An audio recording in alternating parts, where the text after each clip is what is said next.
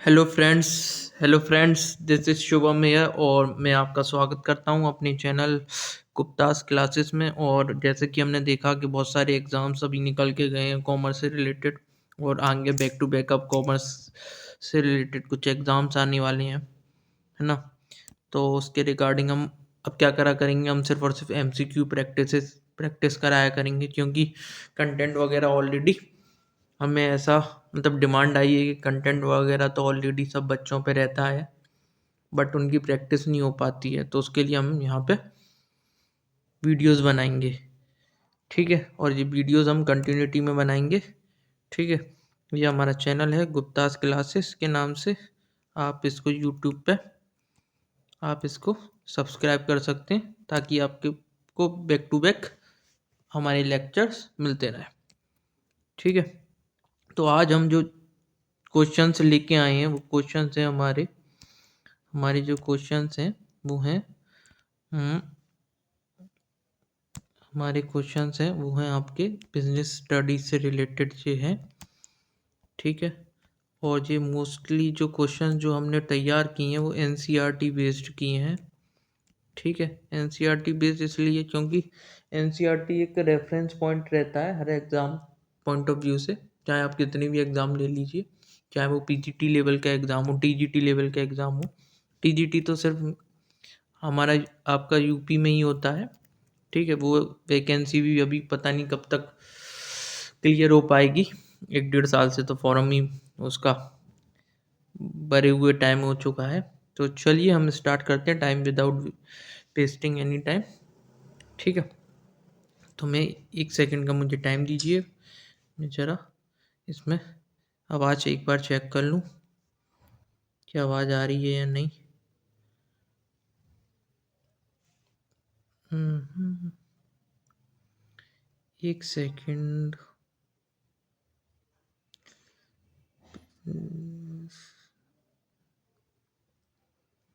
चलिए, तो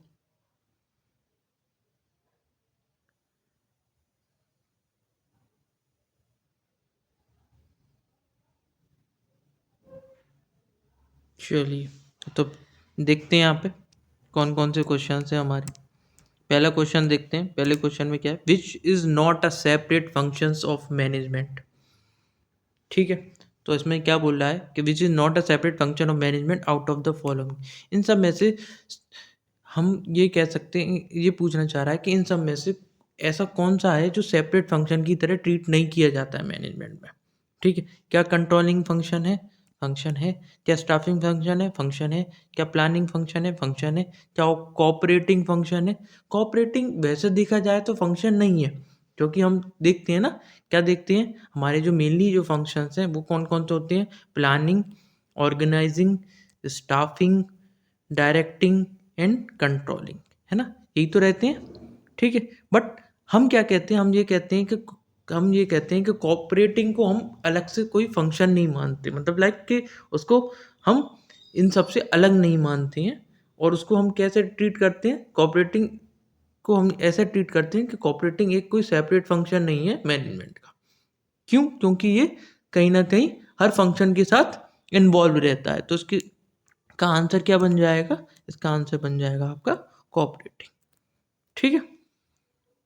ओके, चलें अगले क्वेश्चन पे। अगला क्वेश्चन हमारा जो कहता है वो क्या है, अगला क्वेश्चन हमारा है, according to the nature of management, management can be considered as. अब जैसे कि हमने नेचर ऑफ मैनेजमेंट देखा था, है ना, पढ़ा है, अब सबने पढ़ा रखा होगा कि नेचर क्या है मैनेजमेंट का। तो मैनेजमेंट इनमें से क्या, मैनेजमेंट को हम किस तरीके से कंसीडर कर सकते हैं, क्या वो साइंस और आर्ट बोथ है, क्या वो सिर्फ आर्ट है, क्या वो सिर्फ साइंस है, या फिर वो दोनों में से कोई भी नहीं है। तो इसका आंसर क्या बन जाएगा आपका कि management is both science as well as art. तो इसका आंसर क्या बन जाएगा, आपका आंसर बन जाएगा आपका पहला वाला, ठीक है। अगला क्वेश्चन देखते हैं, which is not an organisational or economic objective of management out of the following. अब ये कह रहा है कि ऑर्गेनाइजेशन और इकोनॉमिक ऑब्जेक्टिव में से इनमें से क्या नहीं आता मैनेजमेंट के। तो हमने जैसा कि हमने पढ़ रखा है कि एक बिजनेस के क्या होते हैं, ऑर्गेनाइजेशन और इकोनॉमिक ऑब्जेक्टिव होती हैं। तो हमने कितने ऑब्जेक्टिव पढ़े थे? हमने 3 ऑब्जेक्टिव पढ़े थे जो हमने पढ़ा था अपनी एनसीईआरटी में। तो वहाँ पे कितने ऑब्जेक्टिव दे रखे हैं? वहाँ पे 3 ऑब्जेक्टिव दे रखे हैं। ये 3 ऑब्जेक्टिव काय के हैं? ऑर्गेनाइजेशनल या फिर इकोनॉमिक ऑब्जेक्टिव। इसमें पहला ऑब्जेक्टिव था आपका सर्वाइवल, ठीक है। दूसरा ऑब्जेक्टिव था आपका ग्रोथ और तीसरा ऑब्जेक्टिव था आपका प्रॉफिट, ठीक है। तो यही 3 ऑब्जेक्टिव हैं जो किसके होते हैं? एक मैनेजमेंट में एक यही 3 ऑर्गेनाइजेशनल या इकोनॉमिक ऑब्जेक्ट होते हैं मैनेजमेंट के। तो अब यहाँ पे देख लेंगे क्या इनमें से प्रॉफिट दे रखा है? प्रॉफिट दे रखा है। ग्रोथ दे रखा है? ग्रोथ दे रखा है। सर्वाइवल दे रखा है? दे रखा है। तो इसमें से आंसर क्या बन जाएगा आपका? इनमें से जो नहीं है वो कौन सा पार्ट नहीं है? वो आपका हो जाएगा आपका प्रोवाइडिंग एम्प्लॉयमेंट। ये ऐसा कोई ऑब्जेक्टिव नहीं होता ऑर्गेनाइजेशनल, ठीक है। Okay, all clear? चलें आगे। तीसरा क्वेश्चन है हमारा, तीसरे क्वेश्चन की तरफ बढ़ते हैं, देखते हैं। Policy formulation is a function of. अब हमें पता है कि एक ऑर्गेनाइजेशन में 3 तरीके से मैनेजमेंट वर्क करता है। मतलब कि मैनेजमेंट में क्या होता है? मैनेजमेंट में 3 लेवल पे वर्क करता है। ये मैं आपको पहले ही ऑलरेडी बता चुका हूँ। पहला लेवल जो होता है top level management. Top level management का काम होता है आपका पॉलिसी और स्ट्रेटजी को फॉर्म करना, ठीक है। It formulates plan policy for overall organisation, ठीक है। तो ये काम किसका होता है? ये टॉप लेवल का होता है। दूसरा आपका होता है आपका मिडिल लेवल मैनेजमेंट, ठीक है। मिडिल लेवल मैनेजमेंट को मैंने LML कर दिया है ना। मिडिल लेवल मैनेजमेंट क्या होता है? Middle level management is responsible for implementing and controlling plans, ठीक है। अब क्या होता है, जैसे कि जो भी टॉप लेवल मैनेजमेंट में जो पॉलिसी बनाई है, प्लान्स बनाए हैं, उनको इम्प्लीमेंट करने का काम किसका होता है? बीच वाले लेवल का, जिसको हम बोलते हैं मिडिल लेवल मैनेजमेंट, ठीक है। तो ये वो सारी पॉलिसी प्लान्स स्ट्रेटजीज को क्या करते हैं? अडॉप्ट करते हैं जो टॉप लेवल मैनेजमेंट ने बनाई है और फिर उनको इम्प्लीमेंट कर देते हैं, ठीक है। और तीसरा होते हैं हमारे सुपरवाइजरी या फिर हम बोल सकते हैं ऑपरेशनल लेवल। जो लास्ट लेवल होता है इसको बोलते हैं सुपरवाइजरी या ऑपरेशनल लेवल ऑफ मैनेजमेंट। ये किसके कंट्रोल में होते हैं? डायरेक्ट। ये मिडिल लेवल मैनेजमेंट के डायरेक्ट कंट्रोल में होते हैं, ठीक है। और ये डायरेक्ट क्या करते हैं? यही वो लेवल है जो डायरेक्ट वर्क फोर्स से काम करवाते हैं। वर्क फोर्स मतलब जो आपके लेबर वगैरह होती है ना, उनसे डायरेक्ट उनसे उनके एफर्ट को देखते हैं, उनसे काम निकलवाते हैं, ठीक है। तो अब इसमें हम देख लेते हैं क्वेश्चन क्या है। क्वेश्चन बात कर रहा है यहाँ पे, मैंने तीनों लेवल के बारे में बता दिया है, तीनों लेवल के क्या क्या काम होते हैं, है ना, ठीक है। इधर से थोड़ा मैं रफ कर देता हूँ। आइए, तो पॉलिसी फॉर्मुलेशन का काम कौन करेगा भाई? पॉलिसी कौन बनाएगा? तो पहला ही ऑप्शन हमें दिख रहा है, टॉप लेवल मैनेजर्स इस काम को करेंगे, ठीक है। ओके, अगला क्वेश्चन देखते हैं। Coordination can be considered as. Coordination जो है उसको हम क्या समझ जाए? उसको हम क्या समझें? क्या ये ऑब्जेक्टिव है मैनेजमेंट का या फिर ये एसेंस ऑफ मैनेजमेंट है, ठीक है। ये क्वेश्चन आपका पिछली साल लाइक 2021 में मुझे याद है, ये आपका यूपी टीजीटी के पेपर या फिर पीजीटी के पेपर में ये बना था। कोऑर्डिनेशन क्या है, इस तरीके का ही था वो, है ना। तो आपको पता है, चलो डिस्कस कर लेते हैं थोड़ा कोऑर्डिनेशन के बारे में। कोऑर्डिनेशन है आपका, कोऑर्डिनेशन क्या है? कोऑर्डिनेशन ये है कि मतलब एक सामंजस्य बना के चलना, ठीक है। तो हम कह सकते हैं ना तो ये ऑब्जेक्टिव है, ठीक है, और ना ये फंक्शन है, ठीक है। ये क्या है? एक तरीके से हम कह सकते हैं एक फोर्स है जो बाइंड करके रख रहा है सारे फंक्शन को, ठीक है। और ये होना बहुत ज़रूरी भी है, ठीक है। मतलब अगर कोऑर्डिनेशन नहीं है आपके सारे फंक्शन के बीच में, अगर कोऑर्डिनेशन नहीं है तो हम ये कह सकते हैं कि आपके जो फंक्शंस हैं, प्रिंसिपल्स ऑफ मैनेजमेंट के जो फंक्शंस हैं वो अच्छे से नहीं कर रहे हैं, ठीक। तो इसलिए हम ये कह सकते हैं कि ये मैनेजमेंट के लिए क्या है, ये बहुत ज़रूरी है। तो इसको ऑप्शन क्या बन जाएगा? Coordination is neither an objective nor it is a function of management, it is only an essence for management, an essence of management, ठीक है। ओके, तो इतना आपको सबको पता ही होगा, आपने चीज़ें पढ़ रखी हैं, तो उसी के हिसाब से हम इन क्वेश्चंस को लगा रहे हैं। और जैसे जैसे हम आगे बढ़ेंगे क्वेश्चंस का लेवल थोड़ा बहुत बढ़ता जाएगा। ठीक है, अगला क्वेश्चन क्या कहता है? अगला क्वेश्चन कह रहा है, a good manager synchronises all the activities of different department through the process. अब वही वाली बात करी जैसे हमने कोऑर्डिनेशन की बात करी है ना, तो कोऑर्डिनेशन ही एक ऐसी चीज़ है जिससे हम सारी की सारी एक्टिविटीज़ है जो अलग अलग डिपार्टमेंट में हो रही हैं उनको हम क्या करते हैं, सिंक्रोनाइज करते हैं। सिंक्रोनाइज करना मतलब क्या है कि एक तरीके से तालमेल बैठाना। तो इसका आंसर स्टाफिंग नहीं हो सकता, प्लानिंग नहीं हो सकता, सुपरविजन नहीं हो सकता, तो इसका आंसर क्या बन जाएगा? Coordination. It is only the coordination through which we synchronizes all the activities of different departments. Okay, तो मुझे नहीं लगता किसी को इसमें डाउट होना चाहिए।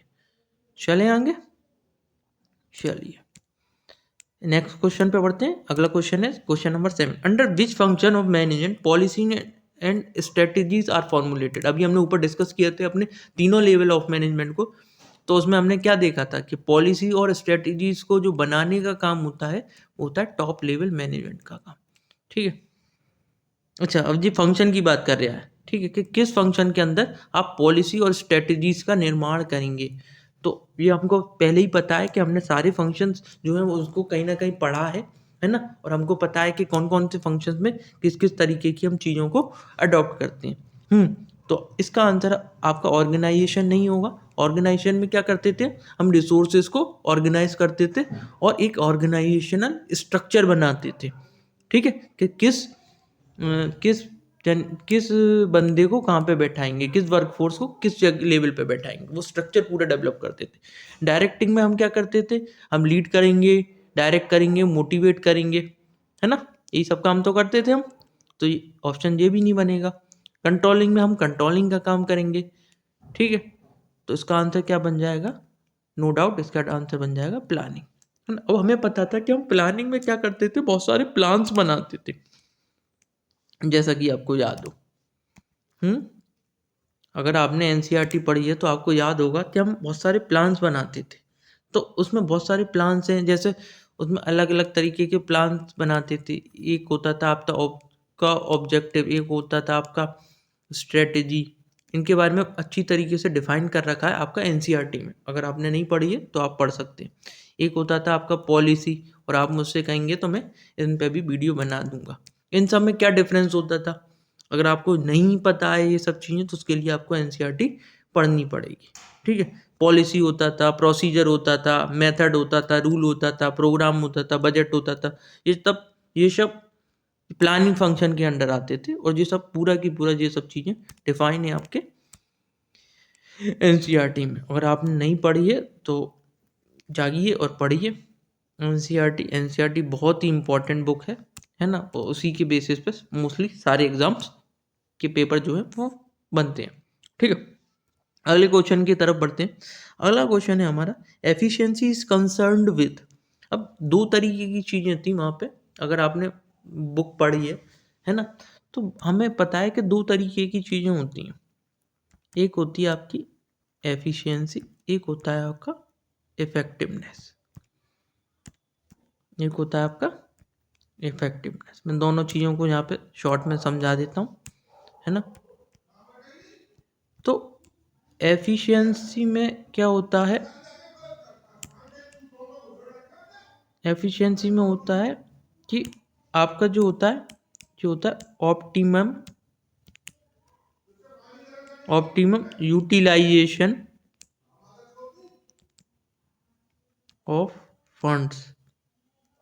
Optimum utilisation of funds, optimum utilisation of funds का मतलब क्या है कि हमें कम से कम रिसोर्सेज लगा के, हमें कम से कम रिसोर्सेज में, है ना, कम से कम रिसोर्सेज में, मतलब कम से कम रिसोर्सेज में हमें क्या करना है, अपना ज़्यादा से ज़्यादा आउटपुट बनाना है। ठीक है, अगर कोई इंसान कम रिसोर्सेज लगा के, है ना, ज़्यादा से ज़्यादा आउटपुट निकाल रहा है तो वो इंसान कैसा हो जाएगा, वो इंसान हो जाएगा एफिशिएंट वर्कर आपका। ठीक है, वहीं दूसरी तरफ हम देखते हैं इफेक्टिवनेस का। यहाँ पे क्या मतलब समझा रखा था, इफेक्टिवनेस का मतलब ये समझा रखा था कि आपको जो काम करना है ना, वो काम ऐसा करना है कि लाइक वो बिल्कुल बिल्कुल टाइम फ्रेम के अंदर पूरा हो। अगर कोई बंदा विद इन टाइम फ्रेम के अंदर वो काम कर ले रहा है तो उस बंदे को हम क्या कहेंगे, इफेक्टिवनेस, तो सॉरी इफेक्टिवनेस। और कोई कम रिसोर्सेज लगा के आउटपुट पूरा कर ले रहा है तो उसको हम कहेंगे उसकी एफिशिएंसी। तो अब एक एग्जांपल लेते हैं, एग्जांपल से मैं आपको दोनों चीज़ क्लियर कर दूँ। सपोज करो एक शू मेकिंग फैक्ट्री है, शू मेकिंग फैक्ट्री है और उस पर बल्क में ऑर्डर आया है लाइक 10,000 पीसेस का बल्क ऑर्डर आया है शूज़ को मैन्युफैक्चर करने का, ठीक है। और लेट सपोज अब इस समय क्या चल रहा है, दिसंबर चल रहा है, दिसंबर के महीने में ऑर्डर आया है और इनको जो वो ऑर्डर कंप्लीट करके देना है फरवरी 28 तक देना है। फरवरी 28 मतलब 2 महीने के अंदर अंदर इनको अपना ऑर्डर पूरा कंप्लीट करके देना है, ठीक है। और इनका जो बजट कहता है लाइक कि अब इनको जो बजट जो है मतलब लाइक कि इनको जो कॉस्ट रखनी है वो रखनी है कि यार एक 100 रुपीज़ पर शूज़, मैन्युफैक्चरिंग जो कॉस्ट रख रही है इसको 100 रुपीज़ पर शूज़ रखनी है। 100 रुपीज़ वैसे यहाँ पे मैंने कम लेके चल रहा हूँ क्योंकि शूज़ का अपर और शूज़ का लोअर पार्ट, पर ठीक है हम यहाँ पे कॉस्ट मान के चल रहे हैं। इन्होंने एक बजट एलोकेट किया कि 100 रुपीज़ पर कॉस्ट हमें लेके चलनी है, ठीक है। इतना समझ में आया? और इनको 10,000 जोड़ी बनानी है ना। अब हुआ क्या कि यहाँ पे हैं 100 हमारे यहाँ पे हैं, चलो हमारे यहाँ पे 100 वर्कर्स हैं, ठीक है। हमारे यहाँ पे कितने 100 वर्कर्स हैं, तो हर वर्कर क्या बना देगा, हर वर्कर अगर 100 जोड़ी भी बना देगा तो हमारा क्या हो जाएगा, हमने बोला कि 2 महीने के अंदर हर वर्कर को क्या बनाने हैं, 100 पेयर बनाने हैं, 100 शूज़ के पेयर बनाने हैं, ठीक है। ये समझ में आ गया। एक वर्कर है रमेश और एक वर्कर है सुरेश, ठीक है ना जी। जितना इनपुट एलोकेट हुआ है उतने ही इनपुट लगा के जो अपनी अपने 100 जोड़ी बना दे रहा है, ठीक है, ठीक है। तो इनकी जो रमेश की एफिशिएंसी हो गई एट पार, मतलब इसकी एफिशिएंसी इसने अचीव कर ली। और सुरेश अगर मान लो 120 बना रहा है उतनी ही टाइम फ्रेम में 2 महीने में, तो इसकी क्या है, अब एफिशिएंसी है। और वहीं कहीं एक मोनू है जो 80 जोड़ी बना पा रहा है, तो इसकी एफिशिएंसी क्या है, पुअर है, बिलो बिलो बिलो बजटेड, जो हमने एलोकेशन बिलो बजट है, मतलब एक तरीके से हम कह सकते हैं इसकी जो एफिशिएंसी है वो पुअर है, ठीक है। तो ये तो हो गया हमारा एफिशिएंसी का बात। अब इफेक्टिवनेस की बात ये है कि अगर ये 2 महीने के अंदर अंदर अपना पूरा ऑर्डर कंप्लीट कर देंगे तो वो इनकी हो जाएगी इफेक्टिवनेस। और जितने रिसोर्सेज एलोकेट हुए हैं उसी के हिसाब से अगर ये बना के दे देते हैं तो वो उसकी हो जाएगी एफिशिएंसी। मैं किसी और अच्छे से एग्जांपल के थ्रू इसको बाद में एक बार और क्लियर करूँगा। मेरे को नहीं लगता यहाँ पे शायद आपको क्लियर हो पाया होगा, बट अगर आप एनसीईआरटी पढ़ेंगे तो आपको और अच्छे से जो मैं कह रहा हूँ वो चीज़ें आपको समझ में आ जाएंगी। बस आपको वो छोटी सी चीज़ यहाँ पे याद रखनी है, वो जो यहाँ पे जो याद रखनी है वो जी है, वो जी इस चीज़ को याद रखो बस कि भाई कम से कम रिसोर्सेज यूज़ करने हैं और आउटपुट पूरा करना है, तो वो है आपकी एफिशिएंसी। और विद इन टाइम फ्रेम में बनाना है तो वो है आपकी इफेक्टिवनेस, ठीक है। ये वैसे मैंने पुरानी जो वीडियोज़ बनाई हैं उसमें मैंने ये आपको चीज़ें समझा दी हैं। तो एफिशिएंसी का क्या मतलब होता है, यहाँ पे ये पूछ रहा है, right man at the right job. भाई क्या ये होता है, क्या इसका मतलब कॉपरेशन होता है, क्या इसका मतलब होता है कंप्लीशन ऑफ टास्क, टास्क को कंप्लीट करो, या इसका मतलब होता है यूटिलाइजेशन ऑफ मिनिमम रिसोर्सेज। तो इसका आंसर क्या बन जाएगा, यूटिलाइजेशन ऑफ मिनिमम रिसोर्सेज। मैंने ये टॉपिक पहले समझा रखा है ना, तो एक बार आप वीडियोज़ और देख लीजिएगा, मेरी पुरानी चैनल पे पड़ी होंगी, तो उसमें मैंने एफिशिएंसी और इफेक्टिवनेस बहुत अच्छे से क्लियर कर दिया, ठीक है। चलें अगला, middle level management consist of, middle level management में कौन कौन आता है इस तरीके का क्वेश्चन पहले बन चुके हैं और प्रीवियस पेपरों में ऐसे क्वेश्चंस आ चुके हैं। ठीक है, तो मिडिल लेवल मैनेजमेंट में कौन आएगा, अब इसको देख लेते हैं। सबसे पहले हम यहाँ पे देख लेते हैं top level management, middle level management, आपका दोनों तीनों चीज़ें हम देख लेते हैं। ठीक है, अगर हम बात करें तो हम बात करते हैं, यहाँ पे पेन चेंज कर लेता हूँ, चलो पहले लेते हैं, अरे चल जा, चल क्यों नहीं रहा, हाँ चलिए। TLM टॉप लेवल मैनेजमेंट में आपका कैसे कैसे किस किस तरीके के मैनेजर आते हैं, इसमें ज़्यादातर जो ओनर्स होते हैं और जो बोर्ड ऑफ डायरेक्टर में जो सुपीरियर लेवल पे होते हैं वो सब आ जाते हैं। जैसे प्रेसिडेंट आ जाएगा आपका, शॉर्ट में लिख दूँ चलेगा, प्रेसिडेंट आ जाएगा, चेयरमैन आ जाएगा, CMD आ जाएगा, chairman and managing director, director आ जाएगा, ठीक है, और CEO आ जाएगा, CEO मतलब चीफ एग्जीक्यूटिव ऑफिसर, और CFO आ जाएगा, चीफ फाइनेंशियल ऑफिसर। तो इस तरीके के जो सीनियर मोस्ट टॉप एग्जीक्यूटिव होते हैं किसी भी कंपनी में, वो हम काय में डालेंगे, वो हम डालेंगे अपने टॉप लेवल मैनेजमेंट में। ठीक है, ओके। अब मिडिल लेवल मैनेजमेंट में क्या आ जाएगा, मिडिल लेवल मैनेजमेंट में आ जाएगा आपके नॉर्मल मैनेजर, जैसे प्रोडक्शन मैनेजर, फाइनेंस मैनेजर, ठीक है, production manager, finance manager, supervisor तो थर्ड लेवल पे आएगा, मार्केटिंग मैनेजर, है ना, ह्यूमन रिसोर्स मैनेजर। तो ये सब चीज़ें आ जाएंगी आपके मिडिल लेवल मैनेजमेंट। और एट लास्ट अगर हम देखेंगे कि थर्ड लेवल जो होता है आपका सुपरवाइजरी, तो उस पर क्या आ जाएंगे, उस पर आ जाएगा सुपरवाइजर। ठीक है, तो यहाँ पे हम जो बात कर रहे हैं वो किसकी बात कर रहे हैं, मिडिल लेवल मैनेजमेंट की। तो मिडिल लेवल मैनेजमेंट में किसका नाम आएगा, क्या प्रेसिडेंट आएगा, नहीं आएगा, क्या चेयरमैन आएगा, नहीं आएगा, क्या सुपरवाइजर आएगा, नहीं आएगा, ये थर्ड लेवल पे चला गया, ये पहले का है, तो सेकंड लेवल पे क्या आ जाएगा, फाइनेंस मैनेजर। ठीक है, किसी को डाउट नहीं होना चाहिए, मैं बहुत अच्छे से क्लियर करते हुए चल रहा हूँ, कम क्वेश्चन करेंगे पर पूरा क्लियर करते हुए चलेंगे। Who is responsible for the welfare and survival of organisation, भाई वेलफेयर और सर्वाइवल के लिए कौन रेस्पॉन्सिबल होता है। आपको पता है कि हमने जो पढ़े थे 3 ऑब्जेक्टिव, उनमें ये दोनों थे, सर्वाइवल था, ग्रोथ था, प्रॉफिट था। तो हम यहीं से लगा लो कि भाई जब वो सब चीज़ों का काम टॉप लेवल मैनेजमेंट संभाल रहा था, तो सर्वाइवल और वेलफेयर का काम भी कौन संभालेंगे, वो टॉप लेवल मैनेजमेंट ही संभालेंगे। तो इसका आंसर नो डाउट क्या बन जाएगा, टॉप लेवल मैनेजमेंट बन जाएगा। ठीक है, अगला क्वेश्चन देखते हैं, पढ़िए ध्यान से। अगर ऐसा लगता है कि मैं कुछ ज़्यादा तेज़ हो रहा हूँ या ज़्यादा जल्दी चल रहा हूँ, तो आप वीडियो को पॉज करके अपना आंसर अपने हिसाब से चेकआउट कर सकते हैं। Consider the following information. Management had vast theories and principles which were developed over the years with continuous observation and experimentation. Nowadays, these theories are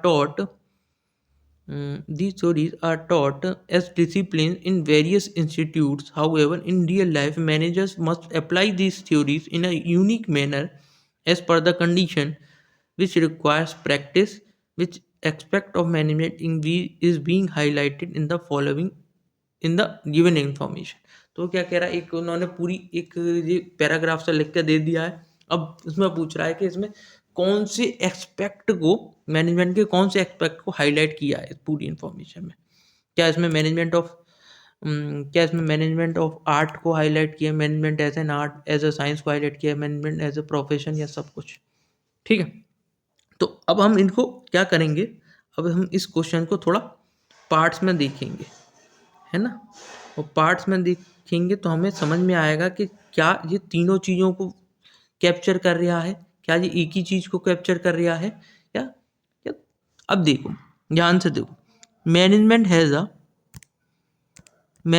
a vast theories and principles which were developed over the years with continuous observation and experimentation.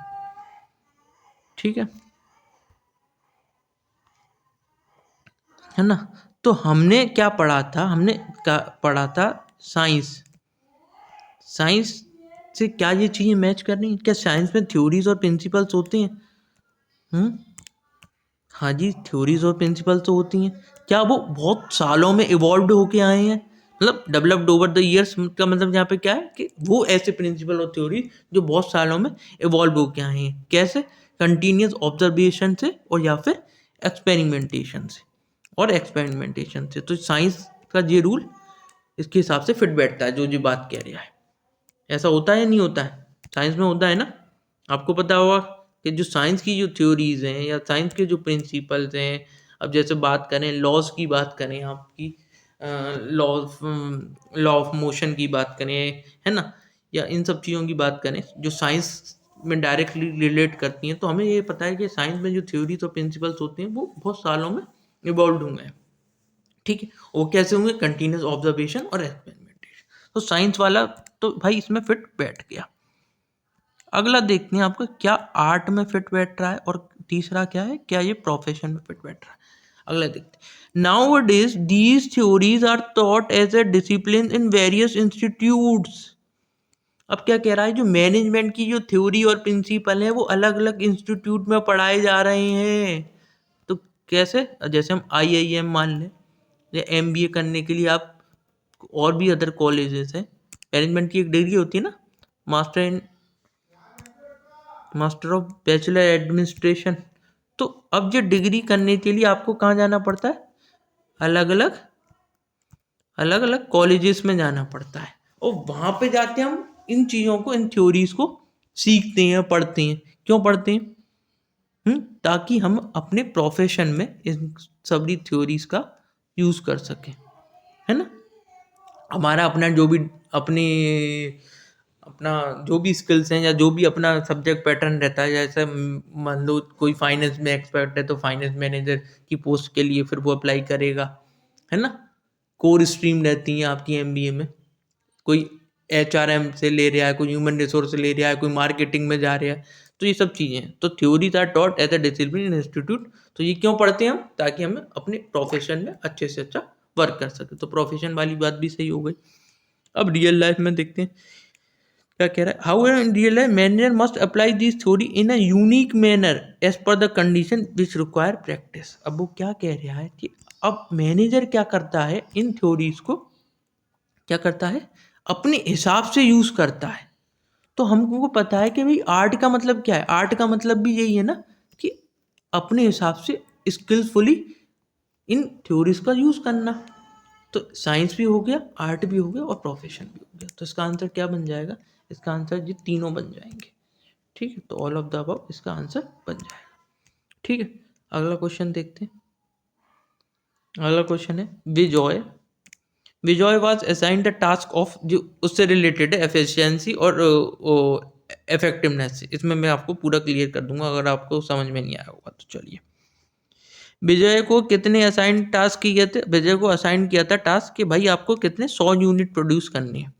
ठीक है, यहाँ लिखते हैं विजय, यहाँ लिखते हैं input, और यहाँ लिखते हैं आउटपुट।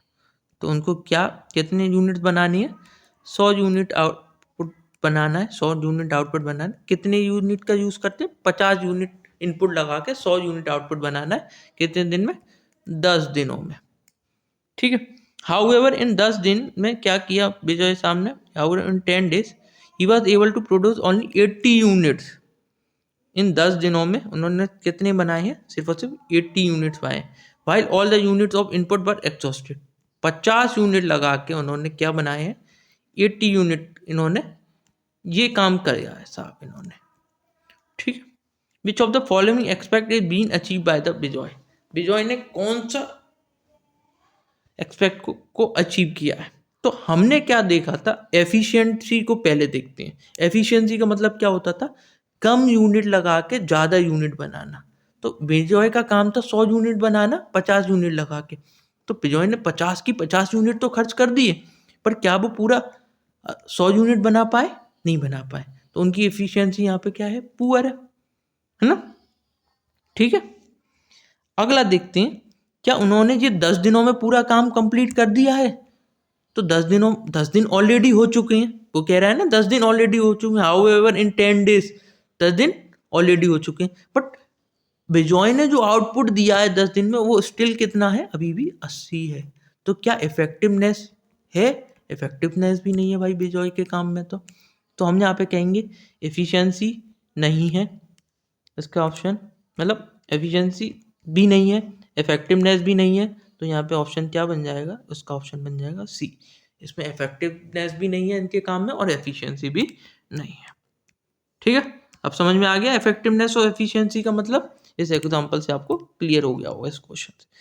अगला क्वेश्चन देखते हैं। Consider the following information, this function of management involve setting standards of performance and accordingly comparing the present performance with the set standard.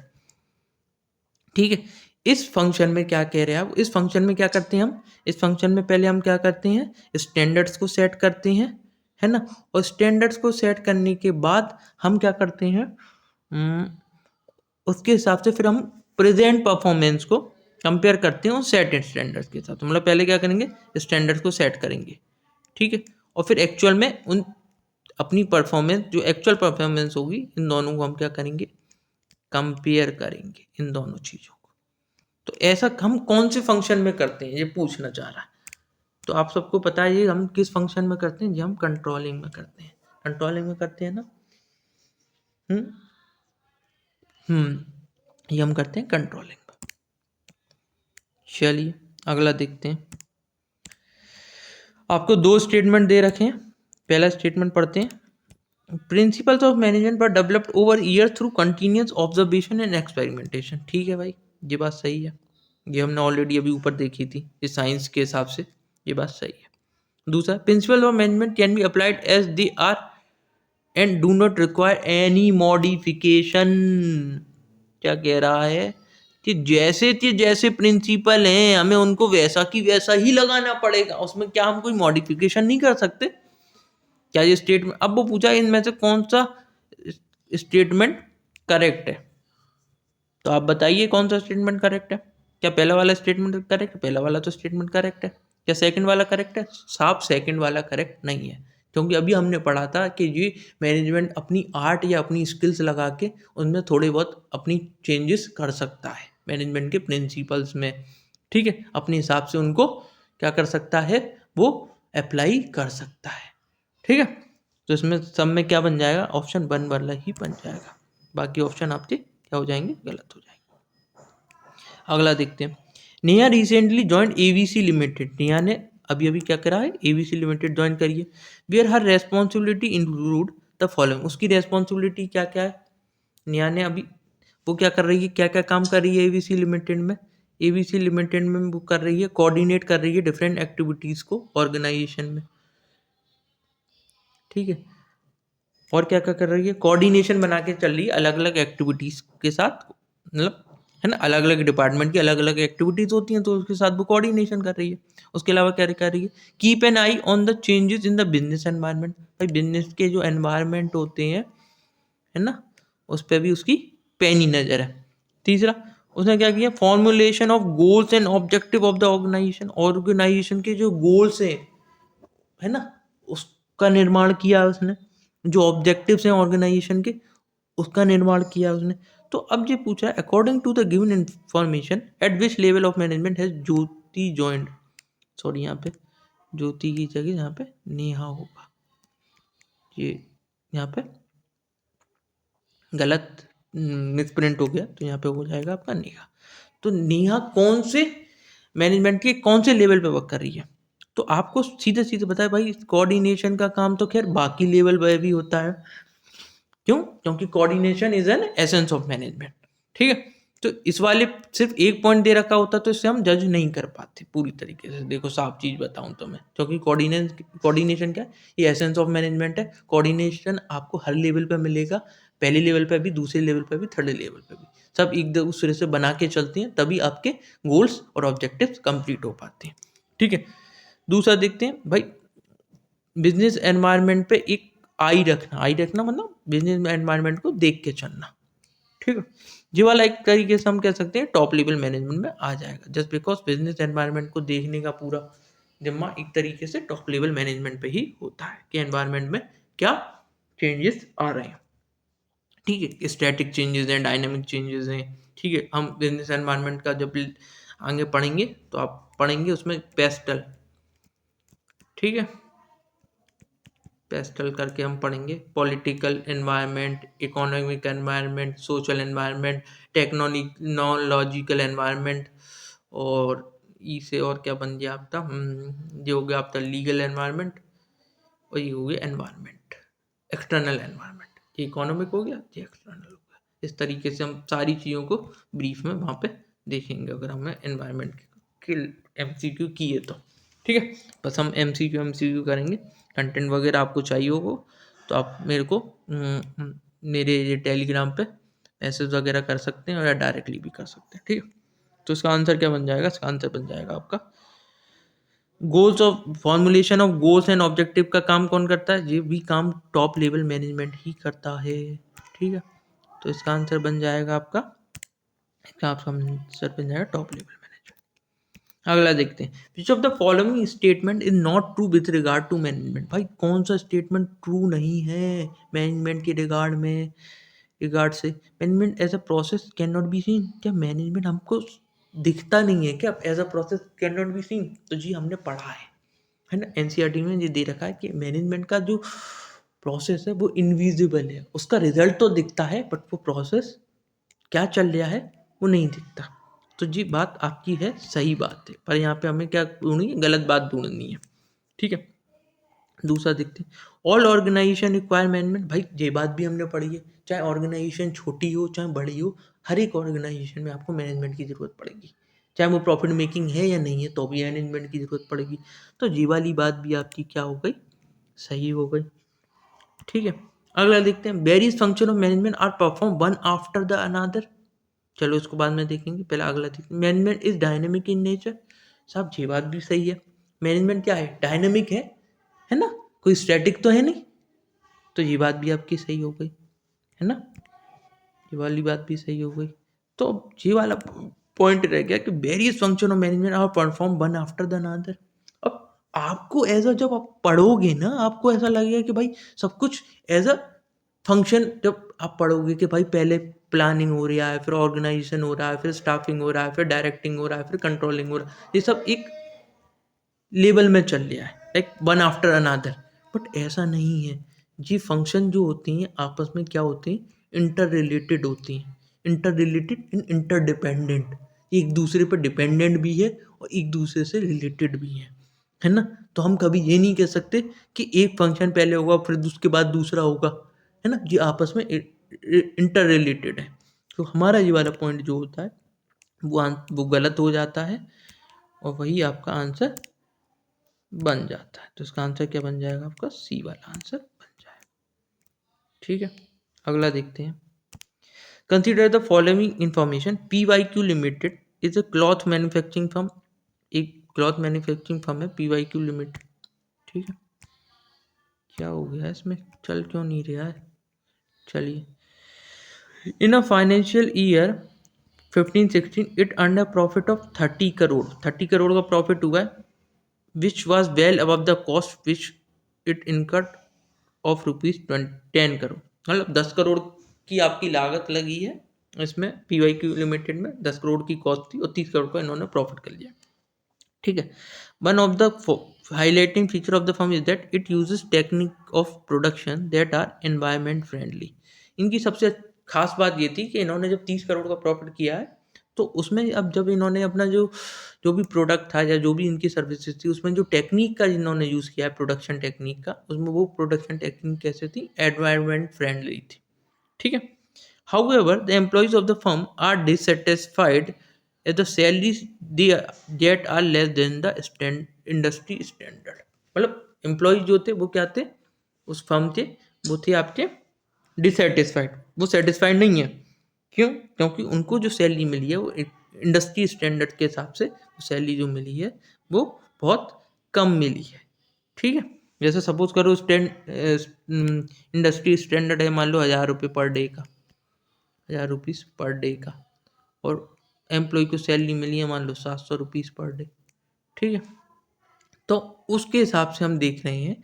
ठीक है, इतना समझ में? According to the given information, sorry, according to the given information which of the following objective of management are being satisfied. अब जब पूछ रहा है कि इसमें से कौन से ऑब्जेक्टिव सेटिस्फाइड हो गए हैं, ठीक है। चलिए देखते हैं, थोड़ा ट्रिकी क्वेश्चन है बट हम इसको सॉल्व करेंगे। चलिए, पहला इसने दे रखा है, क्या सभी के सभी ऑब्जेक्टिव सेटिस्फाइड हो गए? ऑल ऑर्गेनाइजेशन, सोशल और पर्सनल। देखो भाई, ऑर्गेनाइजेशन का गोल क्या, ऑर्गेनाइजेशन के ऑब्जेक्टिव कौन कौन से होते हैं, मैंने आपको बताया था, सर्वाइवल, दूसरा होता प्रॉफिट और तीसरा होता ग्रोथ, ठीक है। क्या कंपनी ने प्रॉफिट अर्न कर लिया? कर लिया, ठीक है।